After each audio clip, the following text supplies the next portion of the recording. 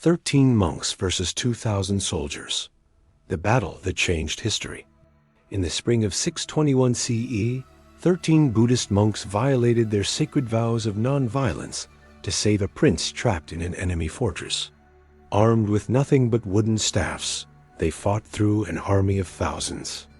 Their actions that day would not only crown an emperor, but they would also birth a legend that would echo through 14 centuries and transform martial arts forever. This is the true story of how peace-loving monks became China's most feared warriors, and how a single act of defiance built the foundation of an empire. Before we go further, remember this: each video is a seed. Subscribe and ring the bell to let wisdom bloom in your life. Part 1. The Prince in the Tower. The year is 620 CE, and China is drowning in blood. For decades, the Sui dynasty has been crumbling like a clay vessel dropped from a great height. Years of misrule, costly wars, and harsh taxation have shattered the empire's stability. Rebellion flares across the land, and powerful warlords rise from chaos, carving out their own territories. The emperor's grip on power weakens with every passing season, and the once united realm splinters into warring factions. In this climate of uncertainty and bloodshed, new contenders fight for the throne, setting the stage for a struggle that will reshape the fate of China. The disastrous Korean campaigns have bled the empire white. Peasant rebellions erupt like wildfires across every province. Fiery uprising in Shandong see farmers storm the governor's palace, while in the south, hungry mobs torch granaries in Jiangnan. Warlords carve the land into petty kingdoms, each dreaming of the dragon throne. General Wei in the east hoists his golden dragon banners and declares himself king of the eastern marshes, his men sweeping through villages with ruthless ambition. The empire teeters on the edge, its every border smoldering with defiance and dreams of power. The rise of Li Yuan and Li Shimin. Amidst the chaos and fragmentation of the crumbling Sui dynasty, one warlord emerges with both the ambition and the means to unite China under a new banner: Li Yuan, the Duke of Tang. Unlike many of his rivals, Li Yuan does not simply carve out territory. He seizes the capital city of Chang'an, the symbolic heart of the empire, and boldly proclaims himself the founder of a new dynasty, the Tang. However, the gulf between declaring oneself emperor and truly ruling all of China is vast and fraught with peril. Li Yuan is not alone in his quest for power. He has 4 accomplished sons. Yet it is his second son, Li Shimin, who stands to alter the course of history. At just 23 years old, Li Shimin has already carved out a legendary reputation on the battlefield. While other nobles merely pretend to be at war, Li Shimin achieves decisive victories. He has crushed rebellious forces in the north, vanquished remnants of the Sui in the west, and established himself as the most brilliant strategist of his era. His soldiers revere him, inspired by both his skill and his charismatic leadership. His enemies, meanwhile, know him as a formidable and relentless adversary. These very successes, however, have sown bitterness at home. Li Shimin's older brother, the Crown Prince Li Jiangsheng, regards him with deep and growing resentment, his jealousy intensifying with every new triumph that adds to Shimin's legend. The politics of succession are turning poisonous in Chang'an, and Li Shimin knows that staying at court might mean waking up with a knife in his back if he wakes up at all. So, when reports come that Wang Shikong, the self-proclaimed emperor of the Zheng dynasty, has fortified himself in Luoyang, the ancient eastern capital, Li Shimin volunteers to lead the campaign. It's both a military necessity and a political escape. Luoyang is one of China's oldest cities, its walls thick enough to swallow a house. Wang Shikong has provisions for years and an army of hardened veterans. The siege drags on for months. Winter is coming, bitter and cruel. Men freeze in their armor. Horses die standing up. And then, disaster. It's a cold morning in early 621 when Wang Shikong springs his trap. He's made a secret alliance with Dojandi, another powerful warlord, and suddenly, Li Shimin finds himself caught between two armies. Wang's forces pour out of Luoyang from one side, while Dou's massive army approaches from the other. Li Shimin does what he does best. He attacks. Taking his elite cavalry, he launches a desperate assault against Dou Jiande's forces. The battle is chaos, a swirling nightmare of steel and screaming horses. For hours, victory seems possible. Li Shimin is everywhere at once, his sword red to the hilt, his voice rallying his men. But numbers tell in the end. His cavalry is overwhelmed. In the confusion of retreat, Li Shimin and a handful of bodyguards become separated from the main force. They run through fields and forests, with enemy cavalry snapping at their heels like wolves. They run. Li Shimin's horse is bleeding from a spear wound. His armor is dented and cracked.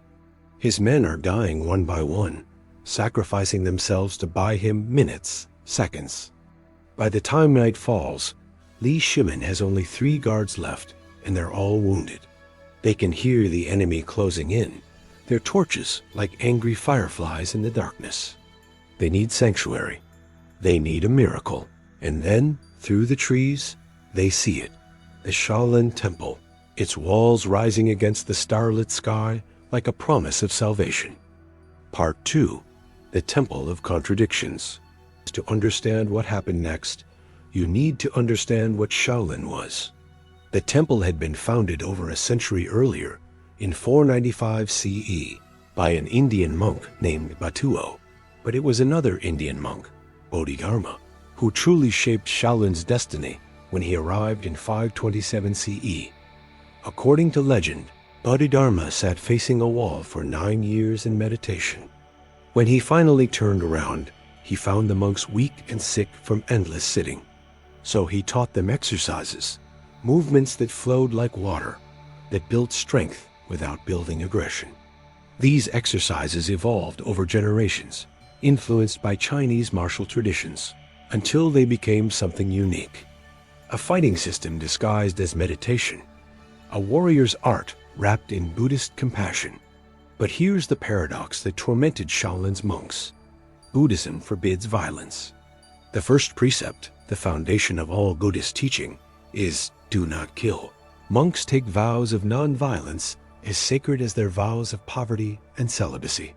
Yet they trained every day in techniques designed to break bones and end lives. The monastery's leaders justified this contradiction with careful logic.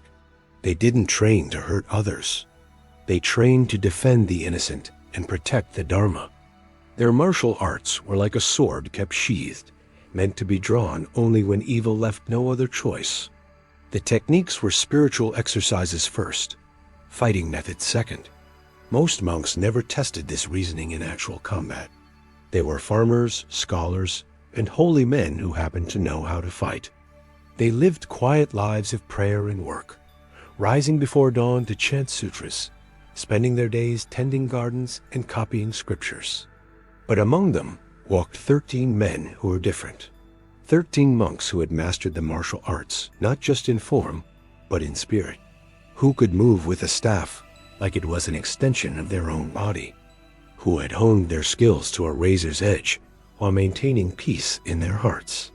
When Li Shimin came crushing through Shaolin's gates that night, bloody and desperate, these 13 monks were awake, practicing their forms in the moonlit courtyard, as they did every night. They heard the horses, they heard the shouts, and they made a choice that would define them forever. Part 3. The Council of Conscience. The temple's abbot, Ji Cao, was a man who had spent 50 years seeking enlightenment. He had kind eyes and hands scared from decades of farming. When his attendant woke him with news that strangers sought refuge, claiming to be Town Prince Li Shimin, the abbot's first thought was not of politics or reward. It was of the vows he had taken so long ago. In the main hall, with Li Shimin and his remaining guards bandaged and fed, Ji Cao convened an emergency council. Every senior monk in the temple crowded into the room. The debate lasted until dawn. Some argued that sheltering Li Shimin would bring disaster to the temple. Wang Shikong's men would come. They would burn Shaolin to the ground. Every monk would die for harboring a Tang prince. Others countered that turning away someone seeking refuge violated every principle of compassion Buddhism held sacred. How could they claim to value all life if they threw a wounded man to his enemies? And then there was the political dimension. The monks weren't naive. They knew the Tang Dynasty's success or failure would shape China for generations. Some of their order believed in the Tang cause, seeing Li Yuan's new dynasty as a chance to end the chaos. Others thought all dynasties were the same, just different flags flying over the same suffering. Throughout this debate, 13 monks said nothing. They stood together, apart from the arguing factions, their staffs held loosely in their hands. These were the warrior monks, the ones who had dedicated their lives to mastering the martial arts alongside the spiritual arts. Their leader was a monk named Taizong. He was 40 years old, lean as a blade, with scars on his forearms from years of iron body conditioning. He had been at Shaolin since he was 10, given to the temple by parents too poor to feed another mouth. The temple was the only home he knew. When Abbot Jikao finally called for a decision, it was Taizong who stepped forward. "We will not turn him away," he said simply. "And when Wang's soldiers come, we will not let them take him." The room erupted. How could they fight? They were monks, not soldiers. Their vows forbade violence. Taizong's voice cut through the chaos like a temple bell. "We took vows to avoid causing harm. But there is greater harm in letting evil triumph through our inaction. We trained our whole lives for this moment, the moment when peace requires the warrior, when compassion demands the sword." He looked at his 12 brothers, Jikao, a different monk than the abbot, confusingly sharing the same name, Hichang Puhua, Taizong's own younger cousin Tansong, and 8 others whose names history would carefully preserve. "We will fight," Taizong continued. "We will use our staffs, not swords, for we do not seek to kill. We will defend this prince, not for politics, but because it is right. And if we must break our vows to uphold a greater virtue, then we accept that burden and whatever karmic consequence follows." Abbot Shikao looked at these 13 men, these monks who had just volunteered to step into hell for a principle. He was old enough to know that righteousness and stupidity often wore the same face. But he was also wise enough to recognize true courage. "Then go with my blessing," he said quietly. "And may Buddha forgive us all." Part 4. The Enemy at the Gates. Wang Shikong's general, a brutal man named Zhang Lang, reached Shaolin Temple just after sunrise with 2,000 soldiers. Zhang had been tracking Li Shimin's desperate flight through the night, following the trail of blood and abandoned horses. When his scouts reported that the prince had taken refuge in a Buddhist monastery, Zhang had laughed. Perfect. Monks were pacifists. They'd hand over Li Shimin without a fight, and Zhang would return to Luoyang with the head of the Tang Dynasty's most dangerous warrior. Promotion, land grants, perhaps even a noble title. All his. He arrayed his forces around the temple's main gate. 2,000 men in armor, swords drawn, bows strong. The morning sun glinted off their weapons like a promise of violence. Zhang rode forward alone, his voice amplified by the natural acoustics of the valley. "Buddhist monks of Shaolin, we know you shelter the criminal Li Shimin, enemy of the rightful Emperor Wang Shikong. Send him out, and you will be spared. Resist, and we will burn your temple to ashes and scatter your bones across the mountain." For a long moment, nothing. Just the wind moving through the pine trees, the distant call of a crow. Then the temple gates opened. 13 monks walked out. They wore simple robes, undyed and patched. They carried staffs of plain wood, as tall as a man, worn smooth by years of practice. They moved in perfect unison, their steps synchronized like a single organism with 13 bodies. They stopped 30 feet from Zhang's horse and stood in a line across the gate. Zhang stared at them in disbelief and burst out laughing. 13 monks? 13? You send 13 bald priests with sticks to face 2,000 soldiers? Taizong stepped forward. His face was calm, but Zhang noticed that the monk's hands on his staff were absolutely steady. No tremor of fear, no fidgeting. The stillness of complete confidence. We are monks of Shaolin, Taizong said, his voice carrying clearly across the distance.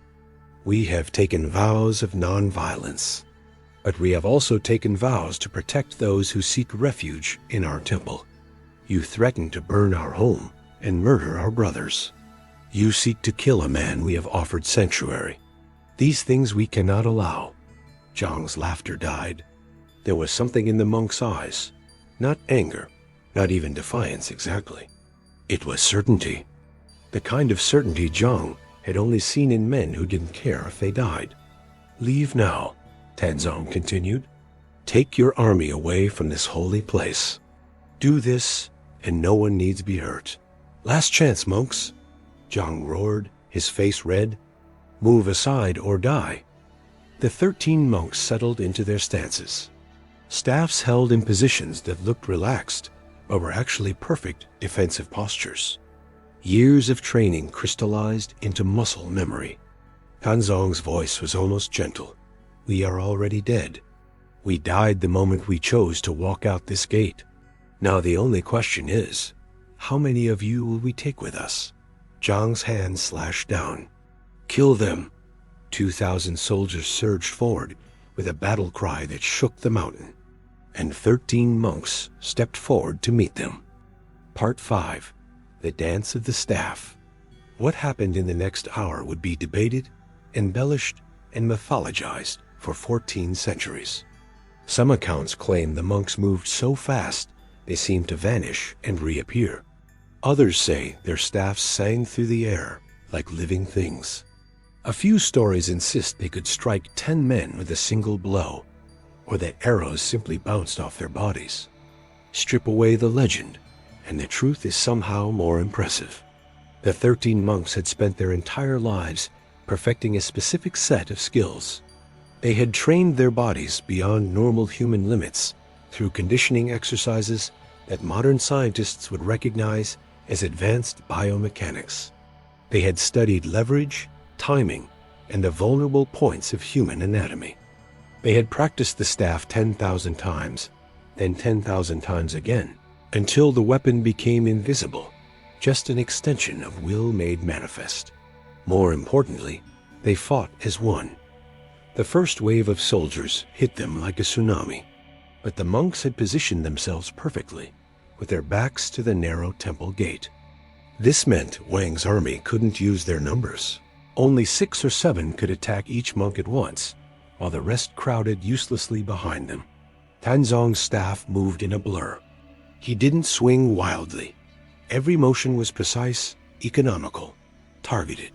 A strike to a knee that shattered the joint. A thrust to a solar plexus that stopped breathing. A sweep that sent 3 men tumbling into their comrades. He aimed for disabling blows, breaking the legs, collapsing the diaphragm, strike the nerve clusters that caused temporary paralysis. Next to him, his cousin Taizong fought with a different style, longer, flowing movements that kept enemies at a distance. His staff traced circles in the air, and everyone who entered those circles went down hard. A soldier lunged with a spear. Taizong's staff deflected it, slid down the shaft, and cracked into the man's wrist. The spear fell. Another strike to the temple, and the soldier dropped. Shang, the youngest of the 13 at only 19, fought with explosive bursts of speed between moments of perfect stillness. He'd stand motionless until an enemy committed an attack, then his staff would flash out 3, 4, 5 times in rapid succession. Men fell around him like puppets with cut strings. The soldiers had armor and swords, but in the confined space, these became disadvantages. Their armor was heavy. The monks were faster. Their swords needed room to swing. The monks' staffs could strike from any angle. And crucially, the soldiers had never fought anyone like this. They expected monks to be soft, weak.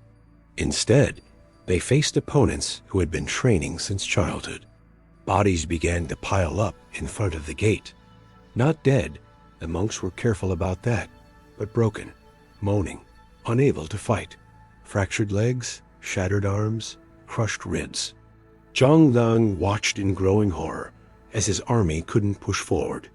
His numerical advantage meant nothing in the narrow gateway, and his men were starting to fear these monks, these strange warriors who fought with serene faces and devastating precision. "Archers!" Zhang screamed. "Forget the melee. Archers loose!" 100 arrows flew. This should have been the end. Wooden staffs can't block arrows. But what happened next became the most legendary moment of the battle. The monks moved, not like individuals dodging, but like a single organism responding to threat. They shifted, their staffs whirling, and arrows that should have killed them struck wood instead, or whistled past, where they deep in a fraction of a second before. It wasn't magic. It was anticipation, reading the archer's body language, starting to move before the arrows were released, making themselves harder targets through constant motion. Some arrows found their mark. Pu Hua took one through the shoulder, but didn't slow down. Shi Kao had one graze on his scalp, blood streaming down his shaven head, and he simply blinked it away and kept fighting. The second wave of soldiers attacked while the monks were dodging arrows, and this time the battle turned savage. Taizong took a sword cut across his ribs. He responded by breaking the swordsman's collarbone with a full power overhead strike. Another soldier tried to tackle him from the side.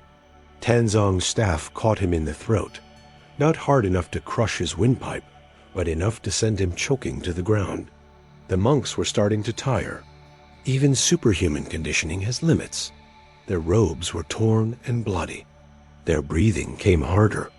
Taizong had a broken finger from blocking a mace. Hichong's staff had cracked, and he'd switched to using the pieces as dual weapons. But they didn't retreat. They couldn't. Behind them was the temple, their home, their brothers. And inside, Li Shimin watched from a window, witnessing 13 men sacrifice everything for a prince they'd met just hours before. The fight raged for another 30 minutes. Zhang Liang threw wave after wave of soldiers at the gate. The monks met each wave and broke it. The ground became slippery with blood. The air filled with the sounds of wood striking armor, men screaming, commanders shouting orders. And then, from the distance, a new sound. War drums and the thunder of hoofbeats. Part 6. The tide turns. Li Shimin's main army had been searching for him all night. When they finally picked up the trail and realized their prince had taken refuge at Shaolin Temple, they rode like demons to reach him. 5,000 Tang cavalry came pouring over the ridge, their armor gleaming in the morning sun, their battle flags snapping in the wind.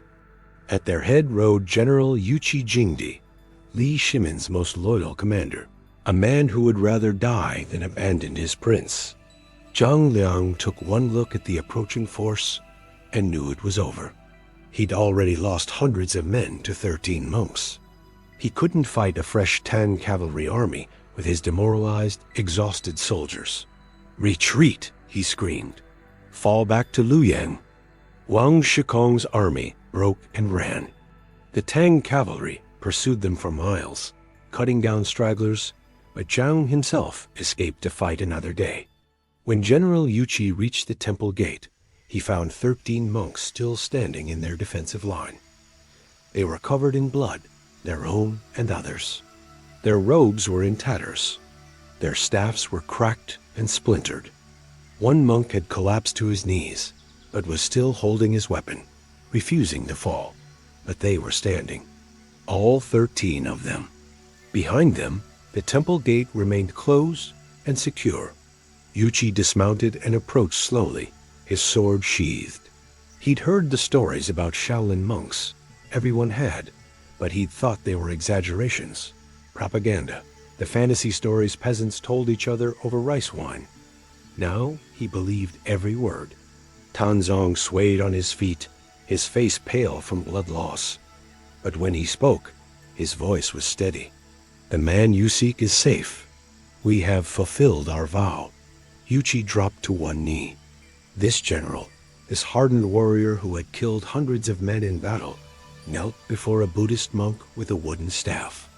"I am honored," Yuchi said quietly. "China is honored. We will never forget what you did here today." Li Shimin emerged from the temple. His eyes were red, and those who saw him that day said the young prince had been weeping. He walked past Yuchi and stood before Taizong. "Why?"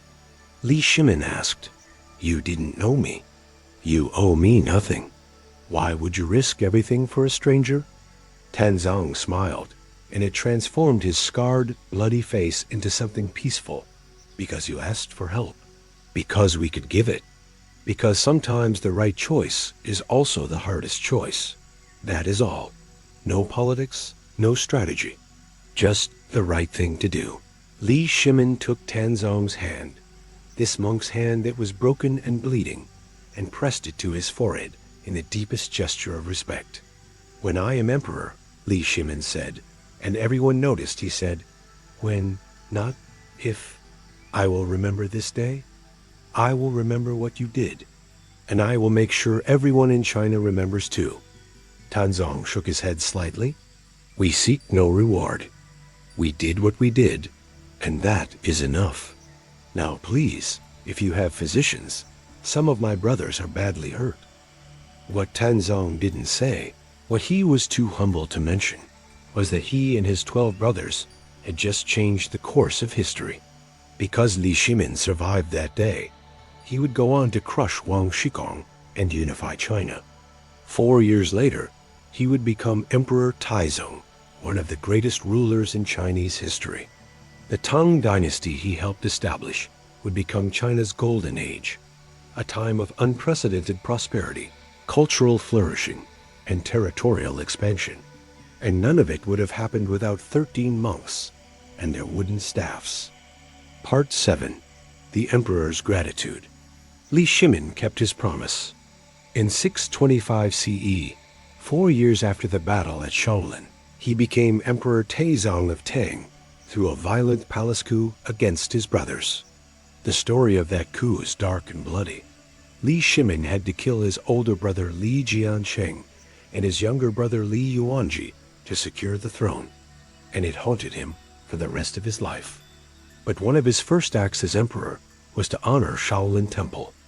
He granted the monastery 40 qing of land, about 600 acres, an enormous gift that made Shaolin one of the wealthiest temples in China. He gave them the right to maintain a standing force of warrior monks, a privilege extended to no other Buddhist institution. He exempted them from taxes. He sent physicians, builders, and artisans to repair and expand the temple.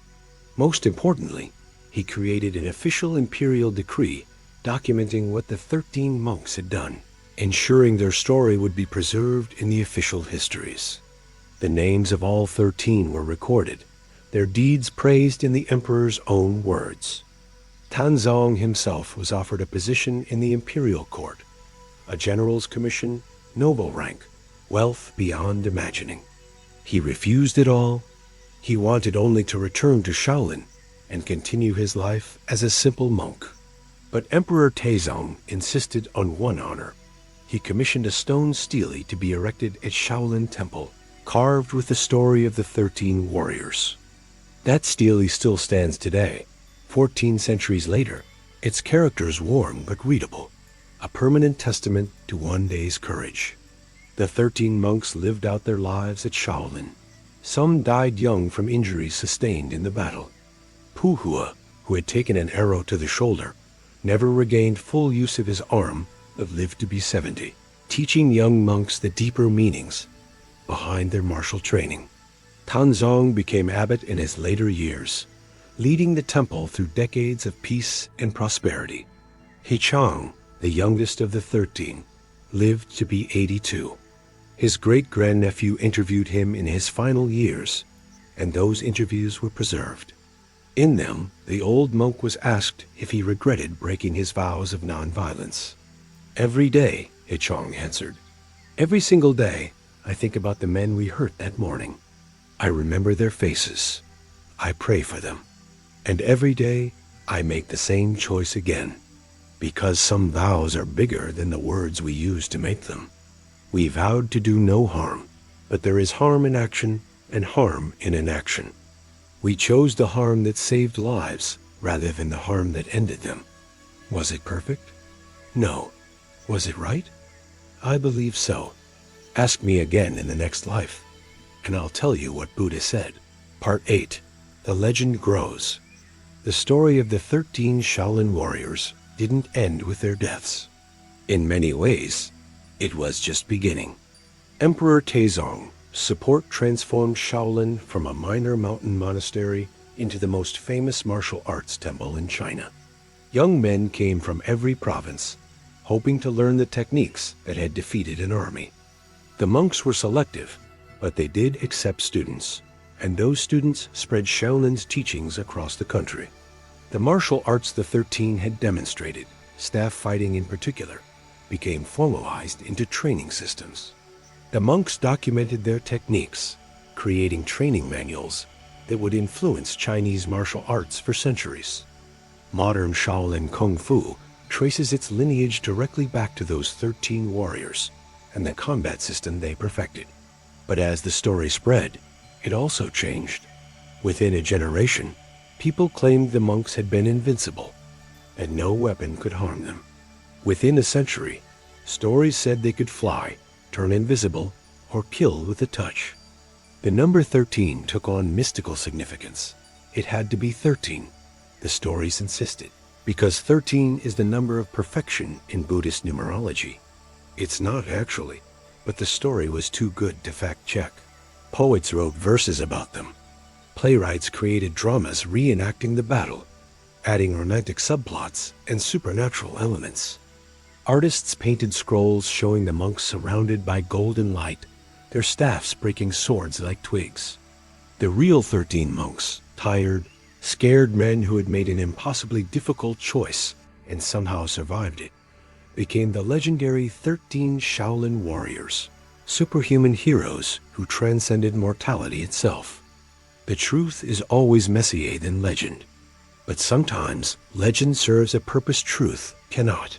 The story of the 13 monks became a cultural touchstone, a myth that carried deeper meanings.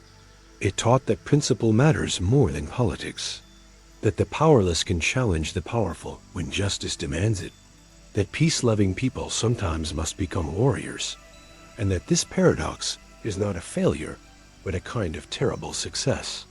It taught that 13 committed individuals, fighting for something larger than themselves, can change the world. And most importantly, it kept alive the memory of what actually happened. 13 monks really did stand against 2,000 soldiers. They really did save Li Shimin. They really did help establish one of history's greatest dynasties. The embellishments don't diminish that. If anything, they honor it. The legend grew because the truth was already so incredible that people needed mythology to process it. Part 9. Shaolin after the 13. The monastery the 13 monks saved flourished for centuries under imperial protection. During the Tang Dynasty's golden age, Shaolin Temple grew to house over 1,000 monks. It became not just a martial arts center, but a hub of Buddhist learning, art, and philosophy. The warrior monks were always a minority. Most monks at Shaolin were farmers, scholars, and artists. But they were the minority that captured imaginations. The temple maintained its special military privileges. Multiple times over the centuries, emperors called on Shaolin monks to fight in wars. They battled Japanese pirates in the Ming Dynasty. They defended against Manchu invasions. Each generation of warrior monks trained the next, passing down techniques that had been tested in actual combat, refined by centuries of practice. But Shaolin's history wasn't unbroken success. In 1641, the temple was burned during the late Ming Dynasty chaos. It was rebuilt, only to be destroyed again. In the Cultural Revolution of the 1960s, Red Guards ransacked Shaolin, destroyed priceless artifacts, and forced the monks to flee. The ancient murals depicting the 13 warriors were defaced. Training manuals hundreds of years old were burned. The temple you can visit today is largely a modern reconstruction, but it sits on the same ground where Taizong and his brothers made their stand. The steely Emperor Taizong erected is still there, protected now behind glass. And monks still practice staff forms in the courtyard every morning, just as their predecessors did 1,400 years ago. Modern Shaolin is complicated. It's partly a tourist attraction, partly a genuine monastery, partly a martial arts performance troupe that tours internationally. Some critics say it's become commercialized, that the modern warrior monks are more about acrobatics than actual combat, that the spiritual heart has been lost to marketing. But spend time there. Talk to the monks who live and train behind the tourist areas, and you'll find something deeper. You'll find young men who've given up ordinary lives to pursue something they believe in, who wakes at 4 a.m. to practice in the cold, who memorize sutras and train until their bodies scream, who are trying, in their own way, to live up to the example set by 13 monks they never met. The legend of the 13 warriors isn't just history at Shaolin. It's an ongoing challenge. Every warrior monk train in the shadow of that story, knowing they're being measured against an almost impossible standard. And sometimes, very rarely, you'll find a monk who seems to carry something of that original spirit. A certain quality in their eyes, not aggression, but certainty. Not violence, but readiness. The knowledge that when the moment comes, they'll stand in the gate, staff in hand, and do what they need doing. That's the real legacy of the 13. Not just the martial techniques or the institutional privileges, but the example. The proof that ordinary people can become extraordinary when circumstances demand it and principles guide them. Part 10. The Broader Impact. The story of the 13 Shaolin warriors rippled far beyond the monastery walls, shaping Chinese culture in ways both obvious and subtle. It fundamentally changed how China viewed martial arts. Before Shaolin's rise to prominence, martial arts were either military skills for soldiers or street fighting techniques for bandits. The warrior monks provided a third category: martial arts as spiritual practice, fighting as meditation, violence in service of compassion. This idea that you could be both a warrior and a holy person, that combat skills and spiritual enlightenment weren't contradictory, became central to Chinese martial arts philosophy. It's why Kung Fu is taught alongside Buddhist or Taoist philosophy in traditional schools. It's why martial arts masters are called Sifu, meaning teacher father, combining roles of combat instructor and spiritual guide. The 13 monks also became symbols in Chinese politics and resistance movements. When the Qing Dynasty, Manchu rulers, seen as foreign conquerors by many Han Chinese, took power in 1644, revolutionary groups claimed descent from Shaolin monks. The famous Shaolin Temple was burned, and 5 elders escaped. Legend became central to secret societies fighting Qing rule. These stories were mostly invented, but they used the cultural authority of Shaolin to legitimize rebellion. In the 20th century, martial arts masters fleeing the chaos in China brought Shaolin-influenced Kung Fu to Hong Kong, Taiwan, and eventually the world. Bruce Lee's philosophy of be water is rooted in Shan Buddhism, the same school that Shaolin follows. The countless Kung Fu movies that made Shaolin a household name globally all trace back, directly or indirectly, to the legend of the 13 warriors. Japanese martial arts were also influenced. During the Tang Dynasty, Japanese monks visited Shaolin and brought techniques back to Japan, where they evolved into their own systems. Some martial arts historians argue that the staff work the 13 monks perfected influenced the development of the Japanese Bio staff techniques, though this connection is debated. Even in literature and philosophy, the 13 warriors had impact. The tension they embodied, between pacifism and necessary violence, between individual vows and collective good, between spiritual ideals and worldly realities, became a recurring theme in Chinese literature. Scholars wrote essays debating whether the monks were right to fight. Was it truly compassionate to use violence, even in defense? Did breaking their vows corrupt them, or did they transcend their vows by understanding a deeper truth? These weren't just academic questions. They spoke about fundamental issues about how to live ethically in a complex, often violent world. The 13 monks provided one answer. Sometimes the most moral choice is the most difficult one. Sometimes keeping your hands clean means letting others suffer. Sometimes compassion requires you to do things you hate. It's an uncomfortable answer. It doesn't let us off the hook with simple rules. But it's an answer that has resonated for 14 centuries because it feels true to the actual sciences of moral life. Part 11. Separating Fact from Fiction. Now, 14 centuries later, historians face a challenging question. What actually happened? We know the basic facts are true. The historical records are clear. Li Shimin did fight a desperate campaign against Wang Shikong in 620 to 621 CE. He was nearly captured and killed during this campaign. He did take refuge at Shaolin Temple. Monks from the temple did fight to protect him. The number 13 appears in multiple independent historical sources. Emperor Taizong did grant significant privileges to Shaolin after becoming emperor. The stone stele recording of the event still exists and has been dated to the early Tang Dynasty. But the detail, the blow-by-blow account of the battle, the conversation between Taizong and Zhang Liang, the specific martial arts techniques used, these come from later retellings. Some were written down decades or centuries after the fact. They've been shaped by legend, political propaganda, Buddhist teaching stories, and generations of oral tradition. Did the 13 monks really fight exactly as described? Probably not with that level of detail. Did they employ supernatural powers? No. Were they really as outnumbered as the stories claim?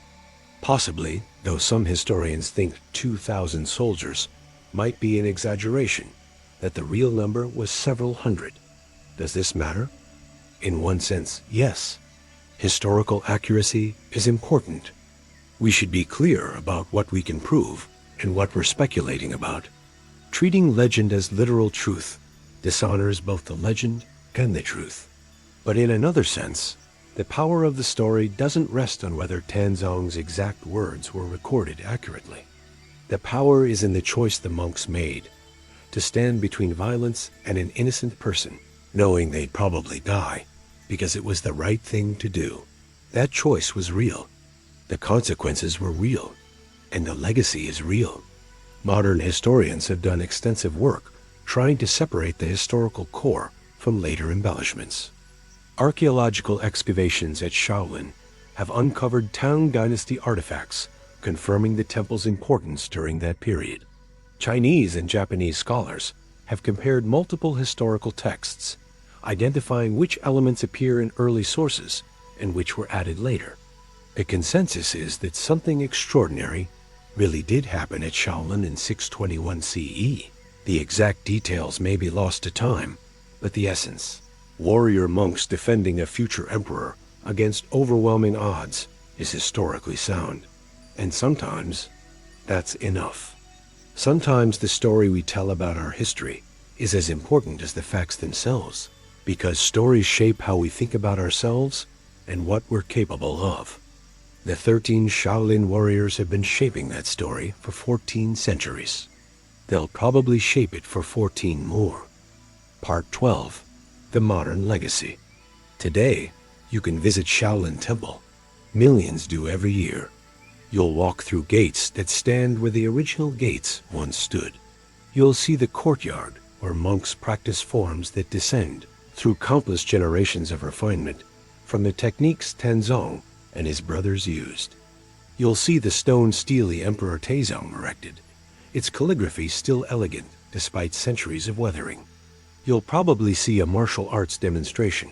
Young monks performing gravity, defying flips, breaking bricks with their heads, balancing on spears.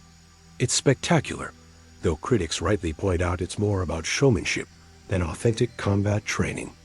But if you're lucky, if you visit at the right time and know where to look, you might see something else. Early in the morning, before the tourists arrive, some of the senior monks practice in a smaller courtyard away from the main temple. They don't do flashy acrobatics. They practice basic forms, slowly and precisely, the way those forms have been practiced for centuries. Staff work, mostly. The same staff techniques that proved so devastating in 621 CE. These monks are continuing a tradition that stretches back through time like a chain of linked hands, each generation teaching the next, master to student, decade after decade, century after century, all the way back to 13 men who made an impossible choice. The staff forms they practice have names that honor the original 13. Taizong's sweeping cloud, Hichong's lightning strike, Puha's mountain wind. Each form preserves not just movements, but stories, martial techniques encoded with memory. And when these monks practice, they're not just learning to fight. They're connecting with their history, with their brothers across the centuries, with the moment when their temple became more than just another monastery on a mountain. They remember that being a warrior and being a person of peace aren't contradictory. They're two sides of the same commitment to protect life. Part 13. Lessons from the Gate. What can we learn from the 13 Shaolin warriors 14 centuries later? First, that preparation matters. Those monks weren't accidentally ready when Li Shimin came to their gate. They had trained for decades, honing skills they hoped never to use. When the moment came, they were ready not just physically, but mentally and spiritually. They'd thought through the ethical implications of violence. They'd grappled with the contradiction between their vows and the demands of justice. This is true for any life skill. You don't rise to the occasion. You fall to your level of training. The 13 monks stood because they prepared to stand. Second, those principles require sacrifice. It would have been so easy for the monks to rationalize giving up Li Shimin.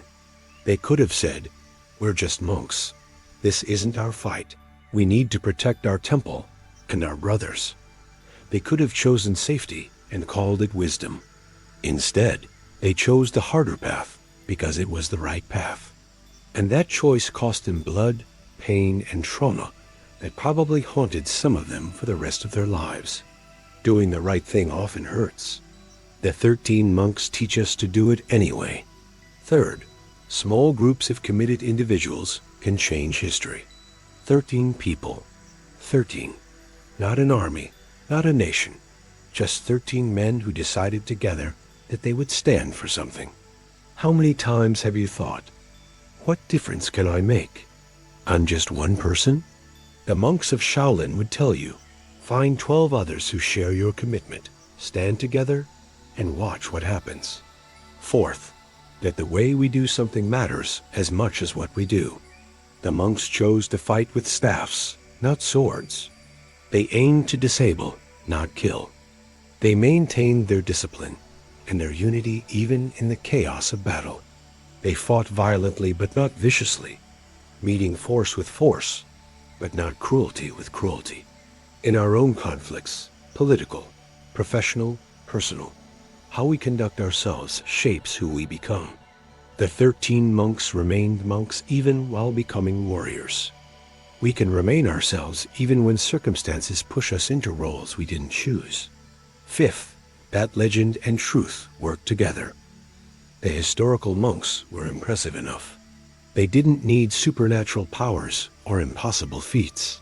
But the legends that grew up around them, the embellishments, the exaggerations, the myths, those serve a purpose too. They inspire, they teach, they keep the memory alive across centuries. We don't have to choose between honoring the factual history and appreciating the legendary story. Both are real in different ways. Both have power. Finally, that some choices echo forever. On one spring morning in 621 CE, 13 monks decided to walk out a gate. That decision rippled across centuries, shaped a dynasty, influenced a culture, and inspired millions. They couldn't have known the impact they'd have. They just knew what they needed to do at that moment. Every day, we make choices. Most of them are small, quickly forgotten. But sometimes we face a gate and a decision about whether to walk through it.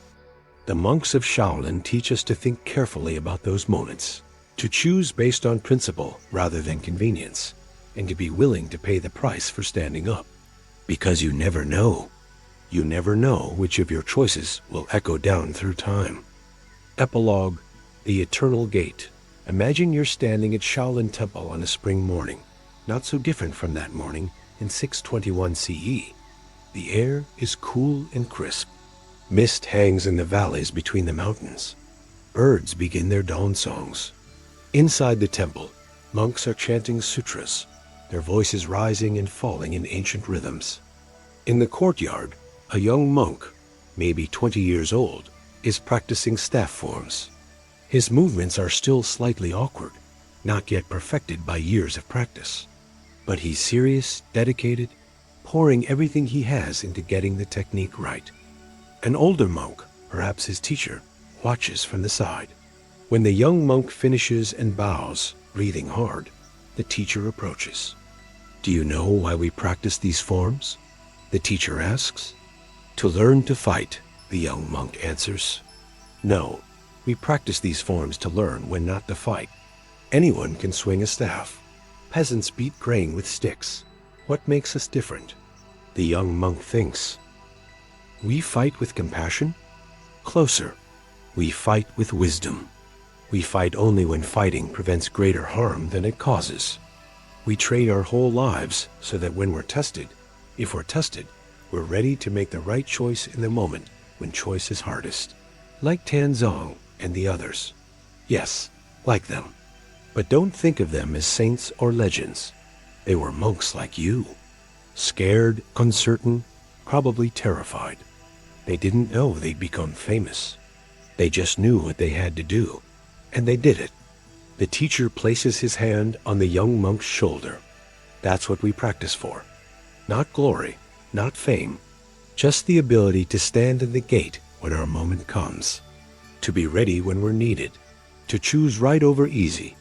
The young monk nods slowly, understanding something deeper than words. And at that moment, the chain continues. Another link formed between past and present. Another generation learning the lessons of the 13 warriors, carrying them forward into an uncertain future. The gate still stands. It's been rebuilt many times, but it stands on the same ground where Taizong and his brothers stood, where they chose principle over safety, action over comfort, sacrifice over surrender. The gate stands, and so does the choice it represents. Every generation faces its own gate, its own moment when ordinary people must decide whether to become more than ordinary, when the peaceful must consider whether peace requires them to fight, when individuals must choose between comfort and the right. The 13 Shaolin warriors walked through their gate 1,400 years ago. They stood against impossible odds, fought with everything they had, and changed the course of history with wooden staffs and iron determination. Their gate still stands. When will you face yours? If you like this story and would like to support us, please subscribe to my channel and hit the notification bell for more stories like this. Until next time, walk in peace.